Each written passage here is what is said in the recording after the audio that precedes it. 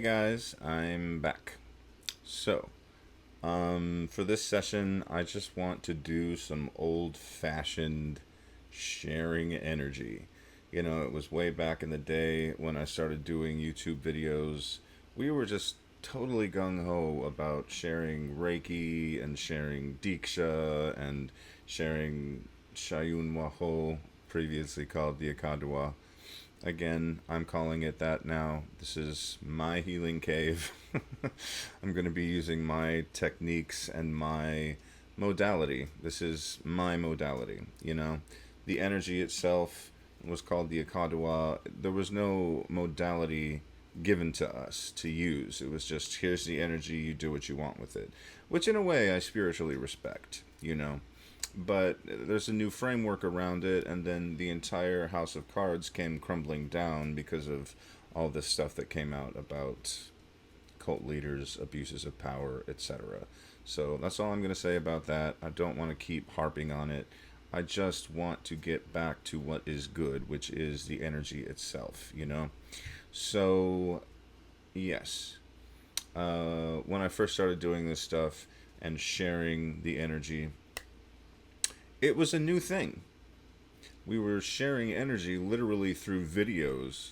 And I know that there are probably still some people out there who don't believe that energy can be transferred in the same way as it can be between two people in person or even remotely between two people who have decided to share energy, to, have that space together.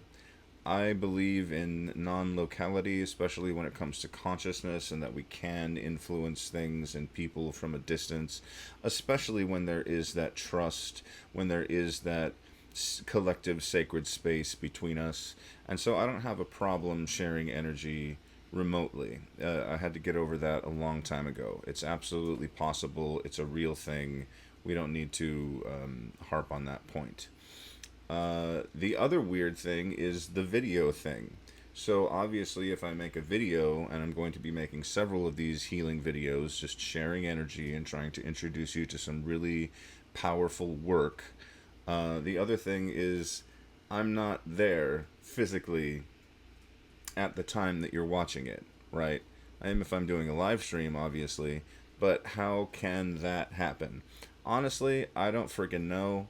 I just know that I have gotten comments on my videos maybe 5, 6 years, after the fact that I've made it. And people be like, oh my God, the energy is so powerful. I can't believe it. So it works. So I just wanted to start off by saying that kind of stuff. I know if you've been following my YouTube channel for, years, or if you've seen my videos, you probably don't need to be convinced of that. Or if you're coming to my channel and to my work or whatever and going, oh yeah, well, you're there for a reason. It's the other people that I still feel like I have to convince. And that's enough about that. So what I want to be doing today is I want to create a powerful sacred space between us. I always take the time to set up my sacred space, and you should do the same. That doesn't mean that you can't just jump into this video and soak up some good energy. However, I do find that a lot of people don't do enough in the way to protect themselves. They don't do enough to, this is just my opinions, of course, when I say enough. Maybe you're comfortable lighting a candle and saying a prayer, and you're like, okay, my space is sacred now, I'm protected, it's all good. I am not. As somebody who has worked with magic and worked with energy for many, many years, I feel there's more that should be done for me to feel comfortable in a situation like that. Also, I've never been very comfortable with other people just randomly giving me energy. I don't know what I'm soaking up. You have to have a trusting relationship with people. If you trust me and you want to soak up some good energy, then come to these sessions, watch these videos, sessions. I'm calling it the Healing Cave of Xayun Waho. So, setting up a sacred space. Let's talk about that for a little while. Personally, I always start with the internal work. The other focus, besides the Toltec stuff, which does relate to the energy of Xayun Waho, I believe it was filtered through Toltec lineages over hundreds of years.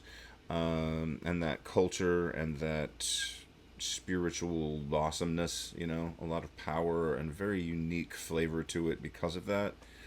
And again, the name Xayun Waho is not a Toltec or Nahuatl word. It is my magical language, which just means most sacred unity. I am going to keep pressing those little points until I make it very clear that I am doing my own modality with this stuff now. And in some ways, I always have been. So it's really not that big of a deal. It's just me getting settled in myself as I'm transitioning into this new period of doing work with this stuff. Um, so for me, oh yeah, that's what I wanted to say. So the other half of it is the Taoist internal alchemy, so internal circulations of energy. And I've always found them in some ways to be opposed to each other. In Neidan or Neigong, we work with the internal energies of the body. We, store them up in the lower Dantien, in the middle Dantien, in the upper Dantien, and then we circulate that energy through specific pathways, perhaps the water wheel, or what some people call the microcosmic orbit, whatever it's also called the heavenly circulation or the small heaven, something like that. Small heaven, I think, probably got translated into microcosmic orbit. Whatever. It's kind of a stupid term for me, so I just like saying the water wheel because that makes more sense. There is a pump near the coccyx, near the tailbone, of energy that literally pumps chi up the back, up the spine, and up through the energy gates in the back, and then it washes down in front of the face, the skull, blah blah blah, and comes back down into the lower dantian. So we do that type of stuff. How I find it opposed to the energy of Xayun Waho is that Xayun Waho is expansive. It likes to just move outwards, okay? And so if you're trying to, you know, shove it into a energy pathway, into a meridian, or even into one of the large energy centers, it doesn't typically like that, if that makes sense. It is not chi.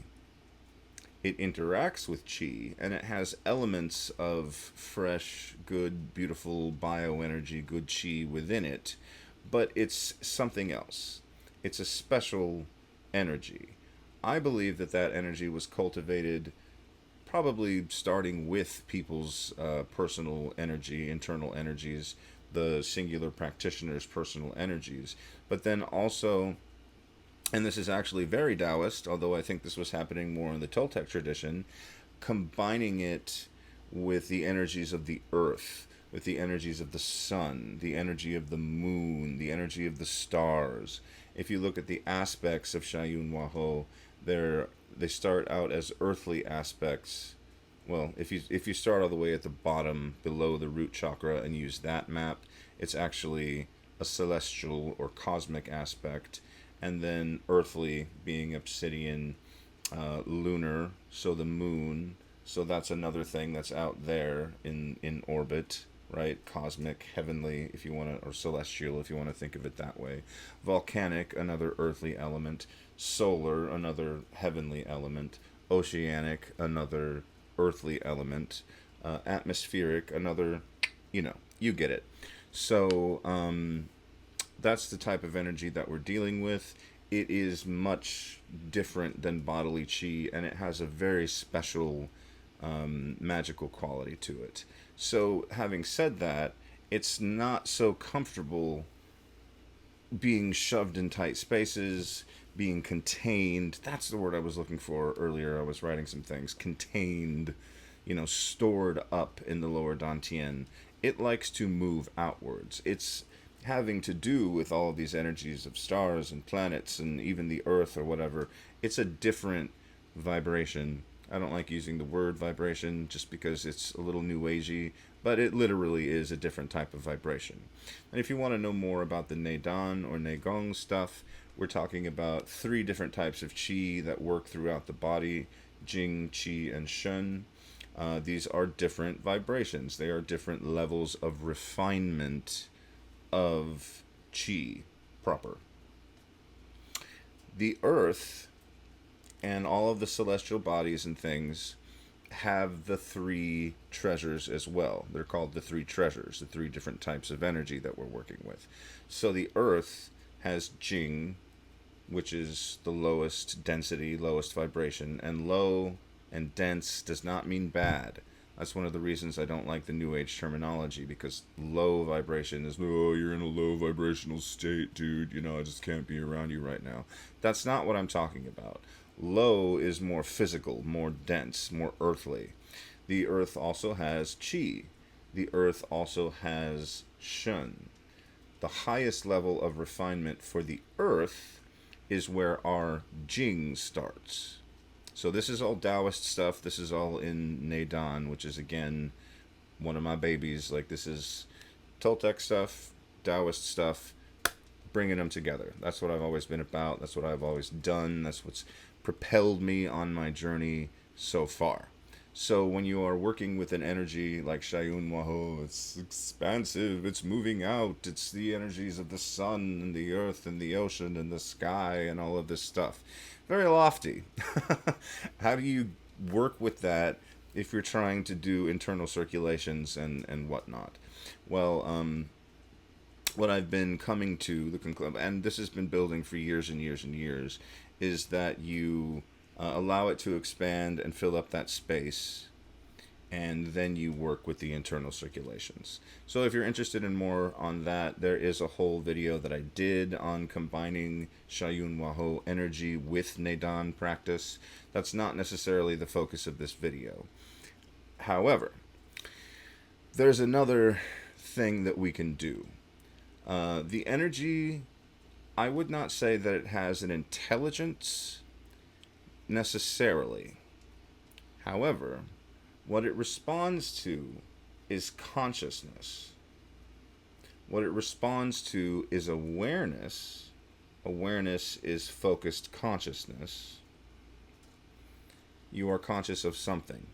You are conscious, just plain, as a base, right? I'm conscious, but I might not be aware of anything because I'm not focusing on anything, if that makes sense, right? So awareness is focused consciousness. When you focus your consciousness to a certain thing, the energy will respond to where your awareness is going, to your object of concentration, right? If you include the force, and it is a force, a very powerful one, of intention, then you are directing the energy to do a thing. At first, awareness, interacting with a thing, an object, intention, causing something to happen between the object of your concentration or awareness and the energy itself. All right? I know it sounds complicated, but this is high level stuff. Eventually, we get to a point where it all merges into one, and the energy of Xayun Waho, being the energy of unity consciousness, ultimately is going to help bring all of those things together.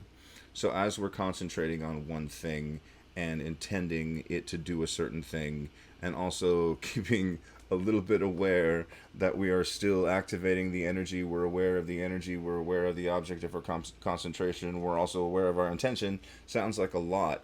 Eventually, it just becomes one thing. All of those things merge together, and you're just concentrating on the one thing, being a combination of all of those various elements, right? Again, the energy of unification, of unity.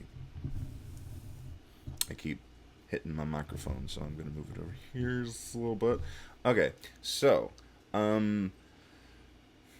so having said all that, you can direct it to interact more with bodily chi, to be more conducive to qigong, to tai chi, to neidan, to yoga. You know, we don't just work necessarily in the Taoist energetic practices. I do, but I also do yoga, and sometimes I will concentrate on like my solar plexus while I'm doing certain yoga poses and activating the energy, and it completely changes the experience of that. You can do that without an extra energy source, and it will be fine. But what I want to share with you right now, and again, I'm still going to cover creating your own sacred space and how I do it, because I want you to do that too. I will take you through a golden egg exercise, essentially. This is to bolster and sort of start to cleanse the luminous energy field, also called the luminous egg, and we'll get there. But what I'm going to share with you once we do that is Xayun Waho tuned to a certain aspect, to a combination of certain aspects, really, that will cleanse your aura. It will start to cleanse your chakras. It will cleanse your internal energy system. So, first of all, you're going to do the good stuff, and I'm going to move to this slide. You're going to, however you're comfortable, maybe a simple mudra like this, just starting off, concentrating on the belly or the lower Dantien if you know how to do that. You don't have to look at these images if you don't want to. They're just there for your entertainment. And you're just going to be breathing into the belly, low and slow. That's the way I like to say it. You want it to be as relaxed as possible, and you want it to be as slow and steady as possible. Good advice for no matter what practice you're doing, right? So let's just take a couple minutes to just breathe into the belly.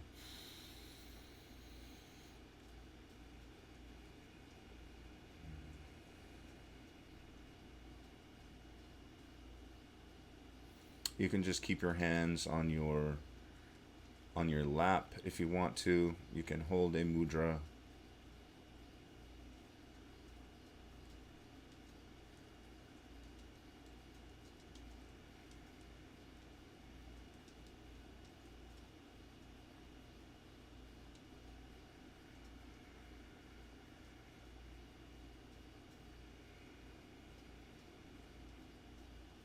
I always like to say this is the boring part of practice because, we do get to some amazing ecstatic states using this energy and through practices like Neidan and Neigong, okay?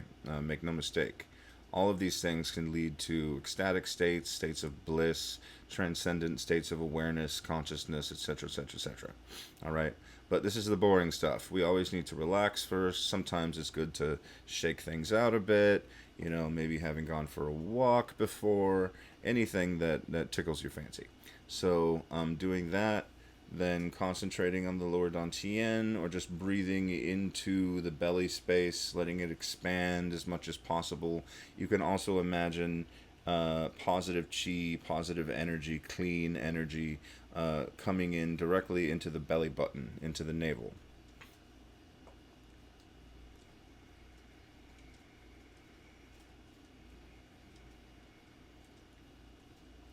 Now we're going to help to set up a sacred space. This is just a very simple exercise that I like to get people into, and there are different ways to do it, but this is one that I found that really works for me. Also, it's very conducive to the energy of Xayun Waho as it expands outward in a sort of sphere. Okay? If you have the energy, you've already taken the transmission, then you're able to work with it, then you can use that. If not, you're just going to be imagining in that belly space, and you can open your hands now, it doesn't matter. Imagine there in the center of your belly, in the center of your lower dantian, or if you want to, you can do it from the solar plexus, doesn't really matter. A golden egg, okay? And then you're going to slowly continue to breathe into the belly space, and you're going to feel that golden egg expand. And it's going to expand and expand and expand until here are your points of awareness, your reference points. It always helps to have reference points when doing this. This is not necessarily a visualization exercise. You want to be feeling the energy within yourself, all right? So you could do this to build up your energy first, do your breathing, and then you're imagining, feeling, knowing that there is a glowing ball of golden energy within your lower Dantian. Okay? Take as long as you want to breathe there and just feel it building and building and building. If you have the energy of Xayun Waho, you can intend that activate from that space, and you will immediately start to feel it expanding outward, expanding outward, expanding outward. Your reference points are the lower Dantian, and then moving down towards the sacral chakra, up towards the middle Dantian, then again expanding and expanding, and it's going all the way, below. You could just think of chakras if you want. I usually do the Dantians, but you're just having points of reference so that as it expands, you sort of know where to feel that energy building up from within. Okay, so go ahead and do that, and I'm going to start transmitting energy to help you out with this. All right.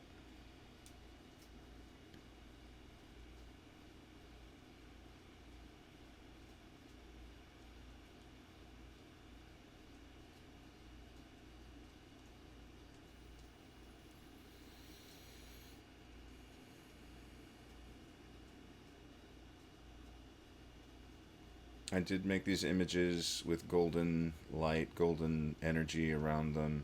So you can just gaze at them, to see the fire in the middle, the golden light, specifically for this exercise.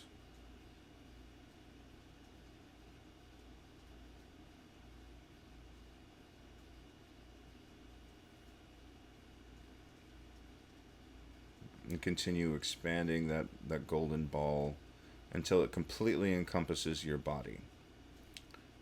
Ultimately, your points of connection will be the earth, the earth star chakra below you, several feet below you, all the way around you. It's not just this tight space of the body. Your auric field can extend 50 feet, and so you want to at least have that reference point, the earth star chakra and the soul star chakra. So below the feet and above the head. All right? Those are going to be your points of connection. And if you want the center, it's around the solar plexus or the belly, lower dantian. Okay? Just keep working with that golden light.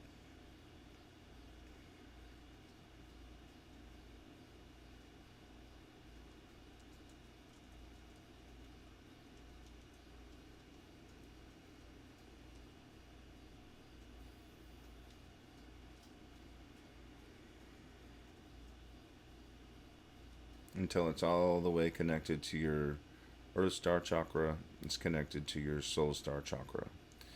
And then just sit with it. Try to make it as real as possible. Again, you don't have to see it. I used to say smile and know it. This is more powerful a technique than it sounds.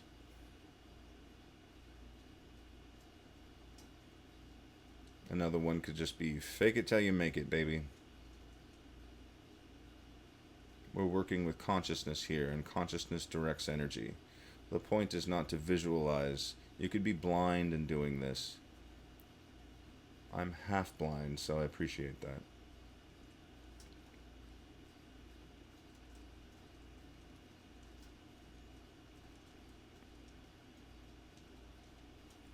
And then just imagine the light sheen around you, around this golden egg. It's just a thin veil of golden light, of golden energy, all right?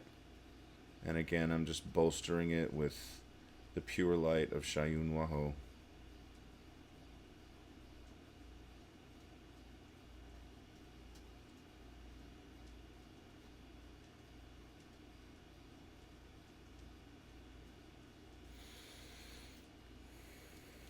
Now would be a good time, once you get that kind of established and you feel comfortable with it, you're feeling it, you start to feel a little clearer, a little purified, a little quieter.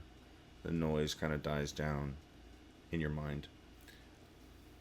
Now would be a good time to call upon whatever beings that you work with, your guides, your spirits of protection. All right. So, this is again one way to create a sacred space. It is specifically to cleanse the auric field, to really get energy to start moving from within you, because ultimately you are your most sacred space. You are your temple, right? Your body is a temple. And so that's where you want to start, and you want to clear everything from that point outward. Um, but if you do work with other beings, guides, helpers, angels, spirits, whatever it is, protector beings, that kind of thing, los ancestros, then you call on them now, you know, to continue to bolster the space around you.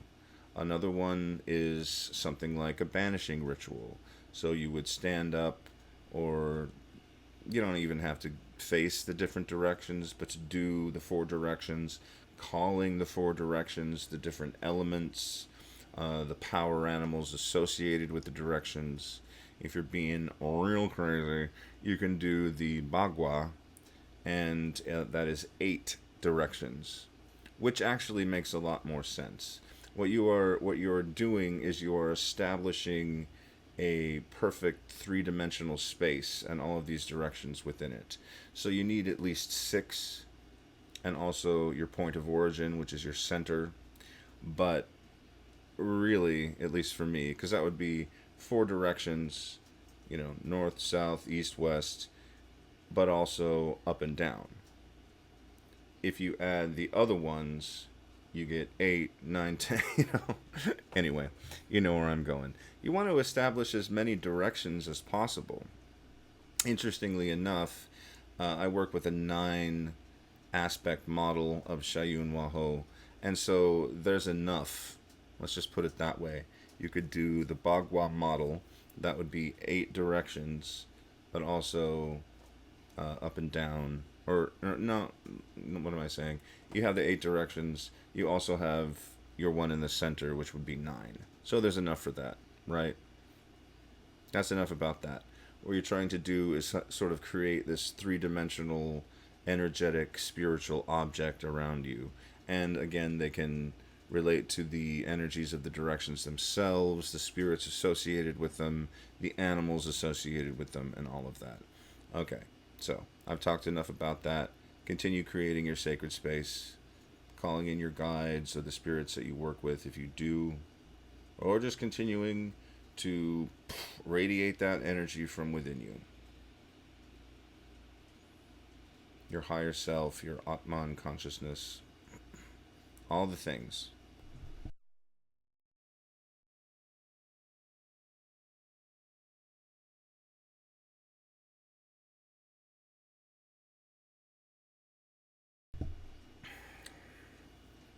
Now, I don't think this is talked about enough. The navel is literally a physical representation of where we used to get all of our nourishment from, right? The umbilical cord connected to the mother. She was our source of nourishment, of energy, etc.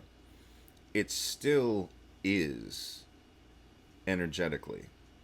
We have a little mechanism there that allows fresh energy to come in.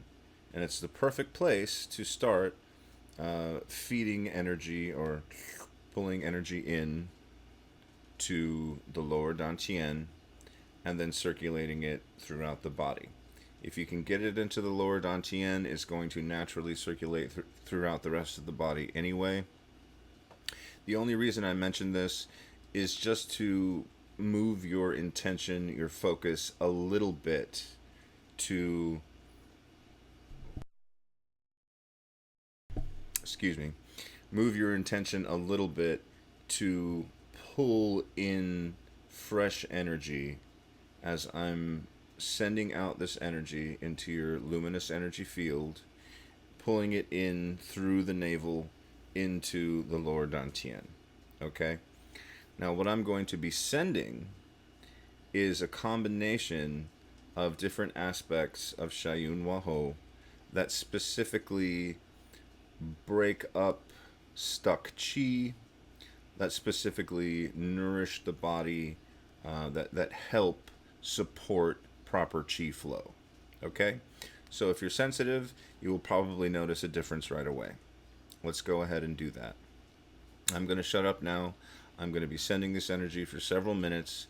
Just continue breathing through the navel, pulling energy through the navel, slowly, slowly filling it up as expansive and balloon like as possible, expanding in all directions as you breathe in, and being as slow and steady as possible for as long as possible. And I'm just going to send some energy.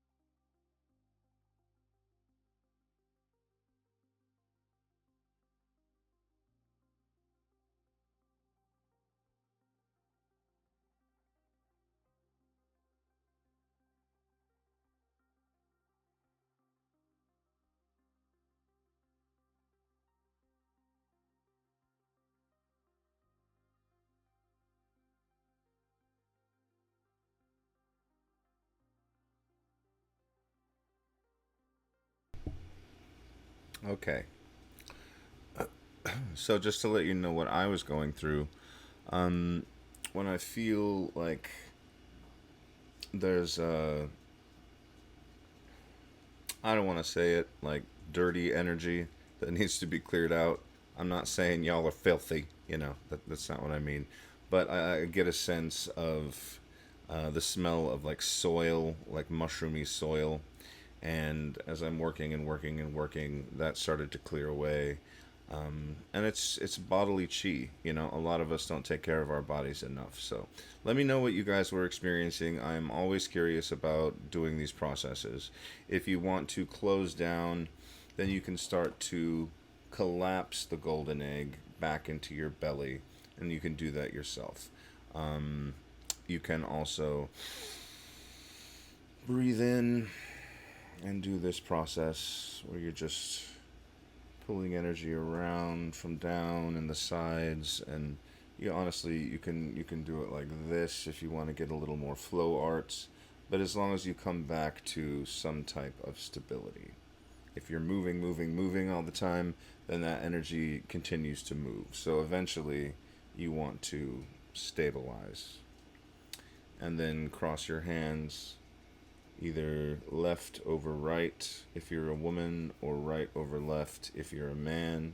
That's the traditional Taoist way to do it, Qigong and all the things, all the gongs. I also, I identify as gay or queer, and I know a lot of trans people who are into spirituality too. So I would just say if you have transitioned and you identify as one or the other, then use the one that you prefer. I don't think it's going to mess up your system. The everybody is yin and yang within their bodies all the time. The Taoist thing is that men are yang on the outside, hard bodies, cut or whatever, and more muscular and more powerful typically, and women are more yin on the outside, so softer, more feminine curves and things like that. But that a woman is yang on the inside, so she's strong on the inside, whereas a man is yin on the inside. And I feel, in a very simple way, not to get into the politics of it or whatever, but in some ways, I feel like for trans people, that is simply reversed. That's just a thought. All right. So if that's the way you identify, then do the one you want. Sometimes I do the yin because I feel like I don't need to build up the energy so much as let it go, release it. Woman typically and yin style stuff is more about flow and release, whereas yang male is more focused on building up and storing. That's another thing from Taoist practice. When it comes to Xayun Waho, I have no idea. Again, it's an expansive energy, and we're just working with it. And I'm also giving you Neidan, Neigong, Qigong stuff from my own personal experience to also, cleanse the body, cleanse the systems, and also store things up if you want to do that. And certainly, when we're doing that kind of thing and we come back down, then we concentrate on the belly again, concentrate on the lower Dantien, and breathe there and concentrate there and store that energy there. Whether you're a man or a woman, you're always coming back to that central place and a place of stability and power and peace. All right. Anything else I wanted to cover? That was pretty much it. Yeah, so this is what I'm going to be doing. These are free, obviously, but if you want to support my work in any way, I have a lot more stuff that I'm doing. I'm writing a lot of articles about these things. Also, more in like the dream work category, and the Toltec way, or the Mexica magical school, if you want to call it that, tradition, and writing articles about that and how I use the assemblage point in the work that I'm doing. And I do that when I do these healing sessions. But the healing cave of Xayun Waho is just for you guys. It's just for getting the energy out there, having a space where you can learn about this stuff and where you can soak up some good healing energy. If you want to work with it personally, I do all the levels up to level 4. I have a different conception of the original stuff that was going out there before, but you know, again, I'm creating my own modality out of this. If you want to support the work in a more distance way, you can support me on Patreon. I appreciate every little donation. Contact me personally if you want to do that. Check out my Substack. I also am doing a podcast, which the free episodes will be available on YouTube. Several of them already are. But I'm also doing an extra podcast. So if you want the exclusive stuff, which will be more instructional and informational in nature, but also still talking about all the juicy stuff, my own personal, you know, coming out story. You don't just come out as a gay man or a queer person or whatever. Let me go to the webcam now. You also have to come out as a spiritual queer person in today's world, because gay culture is not very focused on spirituality. It's very focused on secular humanism, atheism, agnosticism. If you are spiritual in the gay community, you're almost marginalized again. You become a second minority category, and it's very strange. You know, it's supposed to be about acceptance, and people accept you. Okay, that's, you know, I went to an Episcopalian gay couples service once, and I was so uncomfortable. It was just like not my jam, you know. But we're trying to accept everybody, right? So that applies to everybody else too. If we are crazy new age spiritual nut jobs, they have to accept us too. And coming out as a spiritual person has actually been a very difficult thing for me. I used to not be able to talk about any of this stuff on my Facebook page because I was afraid of the reaction that people were going to have. Oh, he's so stupid. I can't believe you made it out of a cult, but now you're, you know, into all this crazy hokey spiritual stuff and the light language and the things. And anyway, that kind of stuff is what I'm talking about on my podcast. Breaking out of a cult, you know, being a Jehovah's Witness, which I do consider a cult, and my personal spiritual journey, and everything about that. So, again, think about supporting it. I love you guys, and I'll see you next time.